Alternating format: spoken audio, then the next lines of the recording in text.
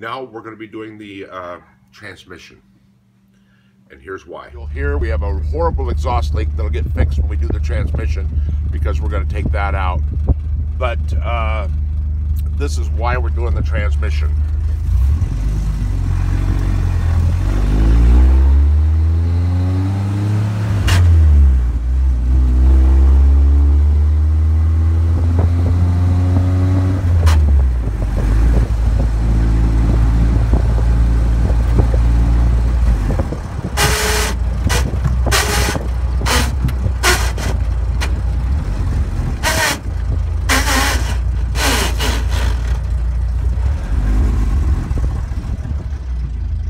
Feel like Jerry Reed in the outtakes from Smokey and the Bandit. If you've never seen it, check it out.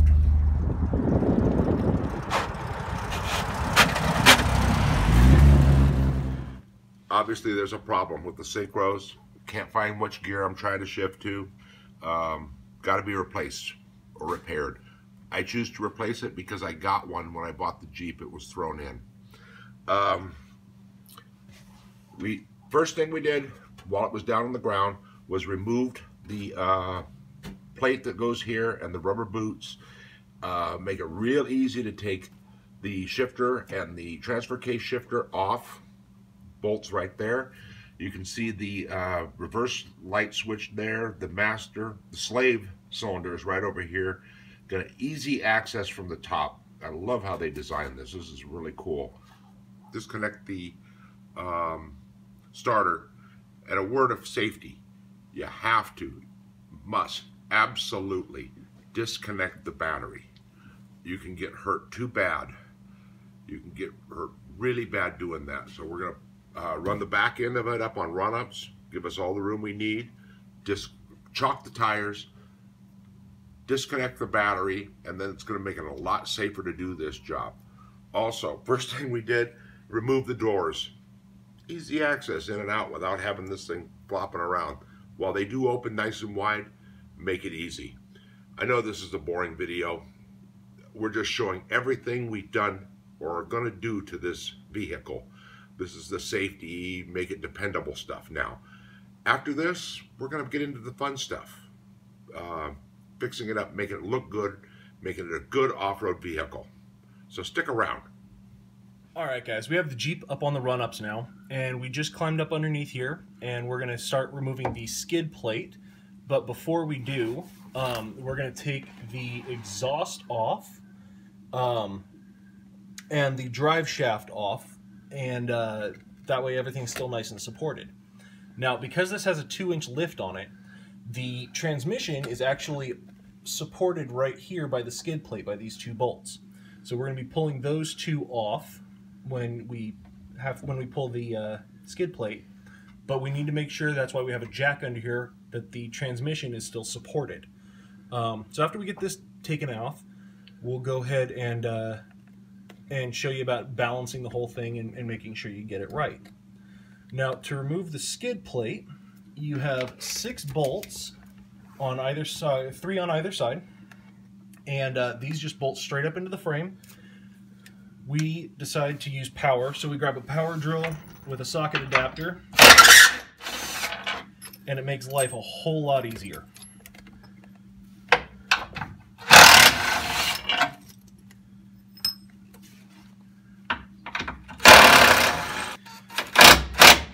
Alright, so we've gone ahead and taken out 2 of the bolts on this side that hold the skid plate on, but I'm going to go ahead and leave this 3rd one attached still, just to keep the weight supported.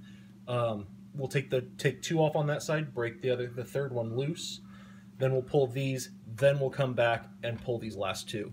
That way everything's nice and supported. This is being shot out of sequence because of a problem we've had. But I'm inserting it here to give you all the warning. This is a camshaft positioning sensor. Okay? In the book, it didn't say anything about removing this. This had wires that came up from it. You have to pull this out before you pull your transmission.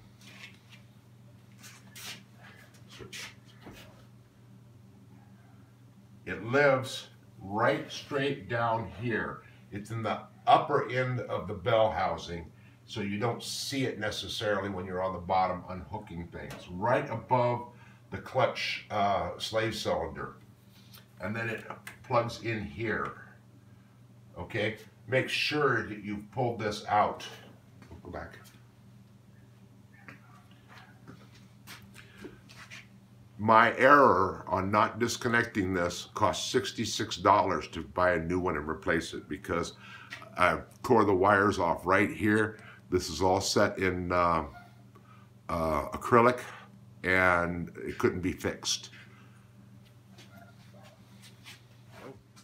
When we cracked the transfer case off of the transmission, we found that the bottom bolts that hold everything together are regular, nice automotive grade bolts that hold everything on.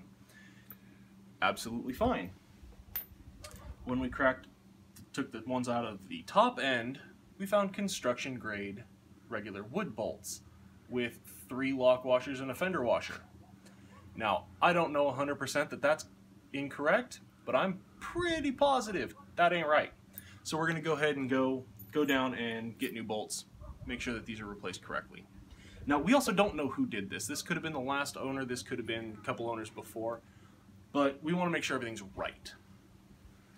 Now, when the transfer case came off, we found an absolutely horrible permatexing job. They managed to permatex everything on the inside, but nothing on the outer rim where it actually seals. So this is all going to get cleaned up, and it's going to get done correctly. Oh, another problem that we found when we pulled the transfer case off, water came out of the main bearing. So we know that that's not right. So we're going to have to get in there and take a look and see if the seals need to be replaced while we're cleaning the whole thing up and replacing the rear seal. First things first, remove your speedometer sensor. Little tricky getting it out of the hole. Careful, also index it so you know how to get it right back in. 3 bolts, rubber mallet, tap on it. You don't want to break this, this is aluminum. Remove that piece. This has all been previously done, that's why there's no nuts. There'll be a clip right here you have to remove, get it out of your way. Bearings right there. You remove this piece. Give it a good clean up. You can see there's dirt and debris and everything in there. Last piece, all your bolts around here, remove it.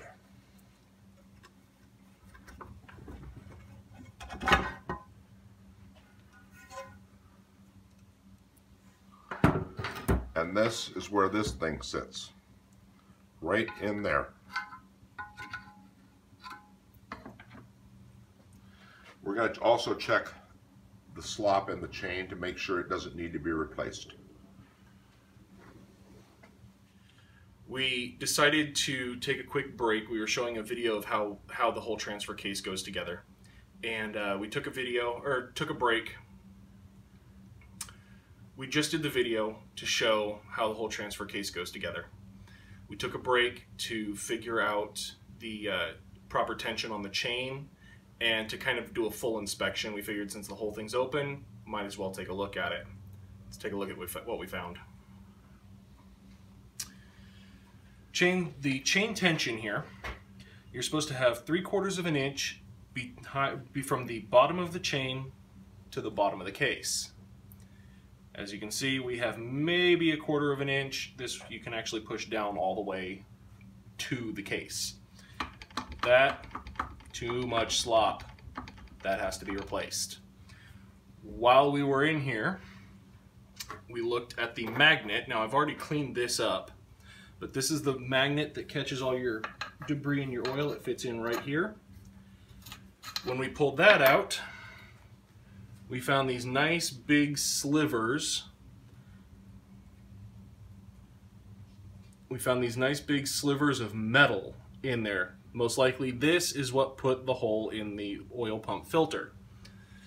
So that all has to get replaced and changed.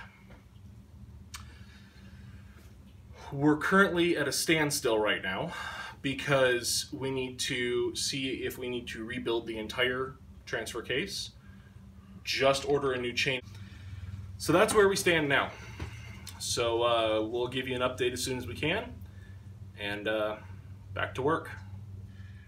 Quick summary, we finally got all of our parts in. The yoke, the rear yoke, looked really bad, and it's got rust and chips out of it, so I just went ahead and ordered a new one. Wasn't bad, $35, peace of mind. Got it right here. We're going to replace a seal on the tailpiece just because it's here and it's out. Got a new seal here for the back of this because I put heat on it to remove this nut. It was stuck. So went ahead and melted it, so I got a new seal for it. I also got a new nut. It'll come off easier should I ever have to take that off again. New chain. You saw from the video how sloppy that was. Right here, all ready to go. We have a new, the filter, screen filter piece to go in here because of that rip in there. Too low. That rip right there. Very inexpensive. Peace of mind. I had to call, I got some help from the people over at CSE Off-Road. They, he was a big help. I can't remember his name right now. But they got the parts to me timely, and because I'm kind of an idiot when it comes to this stuff, I needed some help. I was able to talk to them, got all the right parts, got them here timely. I was really, really happy with them. Another thing we're going to replace are these plastic pieces right here. They go, I don't know if they're plastic or nylon, but they go in here and in here. And they're like $8 for the set. Don't get in this far without replacing them. It's cheap insurance. And we are as far in as we're going to go now. So now we're going to put it back together and get it to work and get back on the road.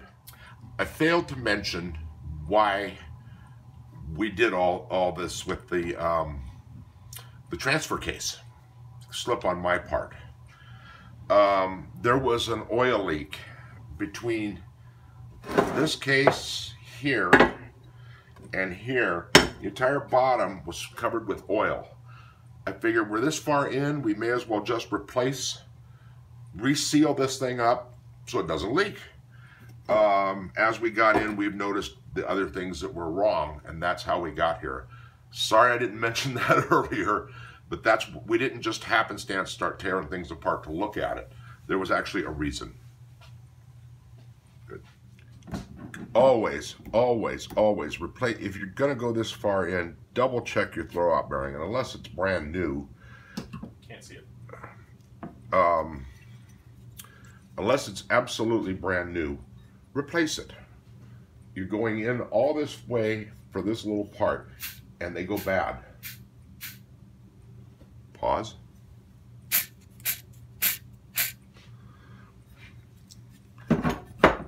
Here is our new one. I can't see it. You're too close to the camera.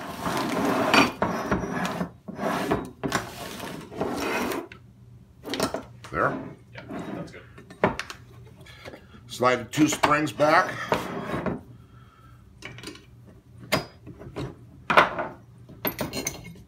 Old one's out.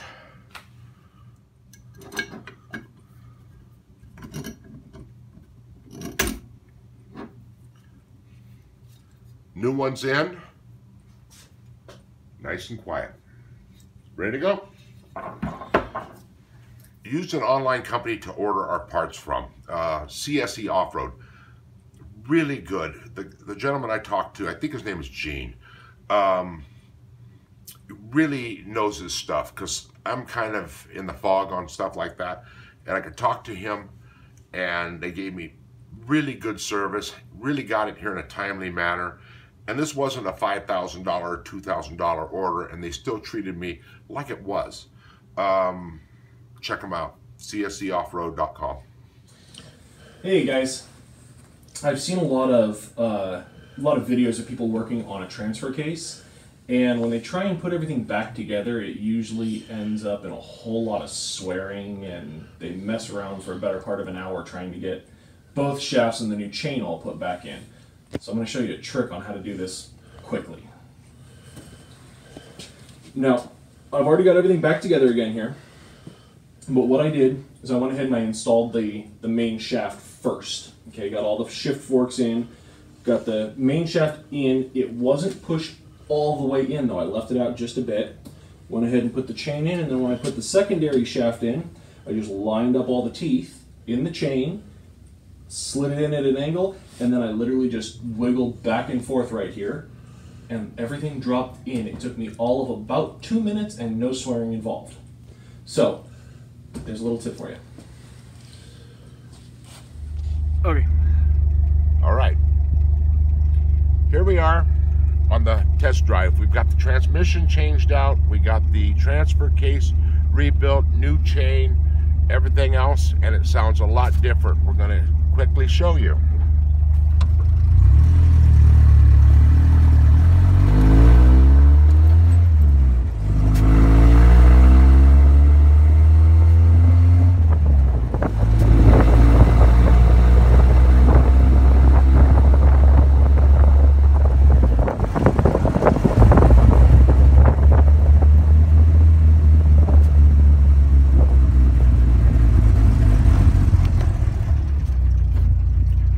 Much better improvement. Gonna run down, double check our transfer case, make sure it's working in four-wheel drive. Just go right out there a little bit. And remember what I said earlier. Make sure you disconnect the crankshaft positioning sensor. Save yourself $66. But remember that when you have to pull your transmission. And have a good day. We're off.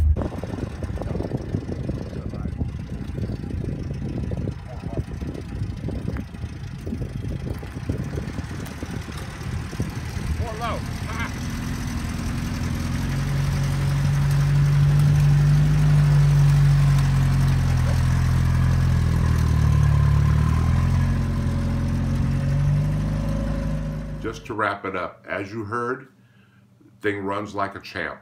Does good. We've gone out, we've tested the four-wheel drive. It engages, disengages, works like it's supposed to. The job became bigger as we went along because of a transfer case leak. We took the transfer case apart. Very glad we did, because we found parts that needed to be replaced. That has all been rectified. On to the next project. Our next couple of posts are going to be very important. Things that we've discovered during this job that are definitely not right and not safe. So I would encourage you to check out the next post as soon as we get it posted. Thank you.